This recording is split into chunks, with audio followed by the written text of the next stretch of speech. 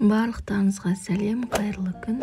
Бүгін біз осындай өте дәмді, сочный болып, қамыры күртілдеп тұратын самса дайындайтын боламыз. Ол үшін менімен бірге видеоның соңына шейін болыңыздар. Ең алдымен құрғақ ыдысымызға еліктен ұнымызды өткізіп аламыз. Менде бұл жерде 300-350 грамм ұн. Оның үстіне разрыхителімізді саламыз. Разрыхителімізді салып болған соң, бір шай қасық тұзымызды саламыз. Жақсылап құрғақ заттарымызды араластырып аламыз.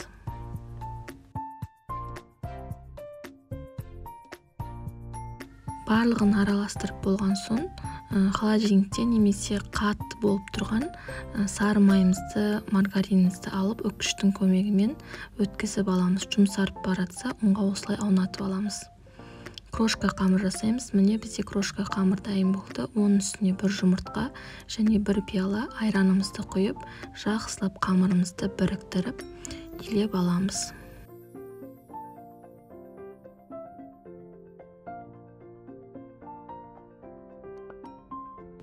Міне қамырымызды илеп алдық. Өте жұмсақ, әдемі қамырымыз шықты. 20 минутқа холодильникке салып қоямыз. Қамырымызды холодильникке салып, ішіне салмасын дайындаймыз. Пиязымызды турап аламыз. Мен бұл жерде фарштан жасаймын. Салмасына өз қалауларыңызша. Картошкамызды турап аламыз. Қатты ірі қылмай, майда қылып, жақсылап әдемілеп турап аламыз. Картошка мен пиязымызды турап болған соң, оның үстіне тартылған етімізді саламыз. Барлық затымызды ыдысымызға салып болған соң, дәміне қарай қызыл, қара бұрыш тұзымызды және сұйық майымызды салып, жақсылап барлығы бір-біріне біріккенше араластырып аламыз.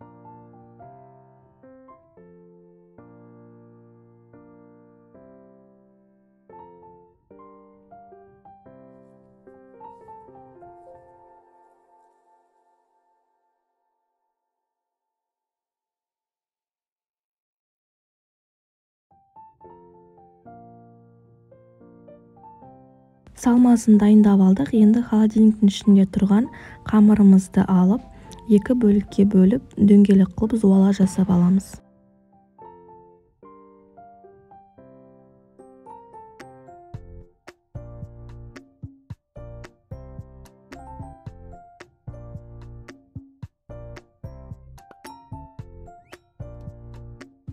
Екі бөлікке бөлінген қамырымызды алып, осылай ұзынша етіп қолдың көмегімен созып аламыз. Ұзынша қылып созылған қамырымызды, яғни батон қылып, майда-майда бірнеше бөліктерге бөліп аламыз.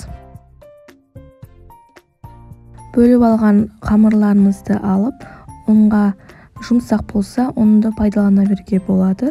Жақсылап дөңгелек қылып, қатты жұқа қылмай, қалың қылмай, орташа қылып қамырымызды жайып аламыз.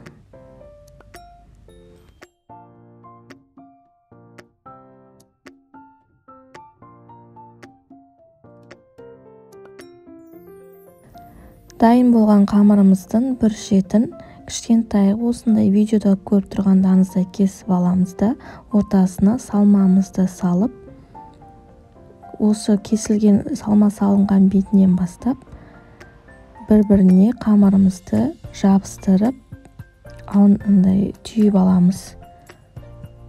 Осылай тюльпанның формасына келтіреміз. Өте оңай, басында қиын болып көрінеді, бірақ оңай. Дайын болған қамырымызды, самсамызды алып, асты жағын салмамыз шығып, майы ағып кетпейтіндей етіп, жақсылап түйіп аламыз.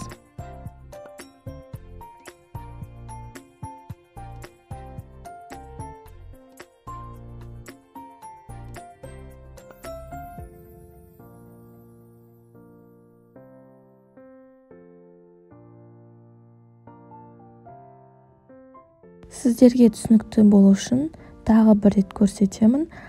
Бір шетін кішірек қып кесіп алып, салмамызды салып, салма салынған бетінен бастап, бір-біріне біріктіріп аунатамыз.